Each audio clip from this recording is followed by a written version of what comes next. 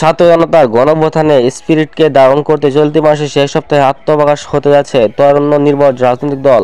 সংশ্লিষ্টরা জানান, এই নতুন দলে অনেক চমক থাকছে। তার মধ্যে রয়েছে বাংলাদেশ জাতীয়তাবাদী দল, বিএনপি, গণ অধিকার পরিষদ সহ বেশ কয়েকটা রাজনৈতিক দলের নেতাদের নতুন দলের যোগ দেওয়া গুচ্ছন রয়েছে। ঢাকা বিশ্ববিদ্যালয় কেন্দ্রীয় ছাত্র সংসদের ডাকসুর সাবেক বিপি ও গণ অধিকার পরিষদের সভাপতি নুরুল হক নূর এই দলে যোগ দিবেন, অথবা নতুন দলের সাথে গণ অধিকার পরিষদ এক দলে পরিণত কিংবা জোটবদ্ধ হবেন। নতুন দলে যোগ দেওয়া কিংবা জোটবদ্ধ হওয়ার ব্যাপারে তরুণ ছাত্র জনতাদের সাথে নুরুল হক নূরের আলাপ আলোচনা হয়েছে, কিন্তু দুই পক্ষ এখনও উপসংহারে পৌঁছাতে পারেনি। সোমবার 17 ফেব্রুয়ারি নাম প্রকাশে অনিচ্ছুক ডাকসু সাবেক এক নেতা এই তথ্য জানিয়েছেন। গণ অধিকার পরিষদ ও নাগরিক কমিটির নেতাদের সঙ্গে কথা বলে জানান যে নুরুল হক নূর ছাত্রদের নতুন দলে আসতে চান।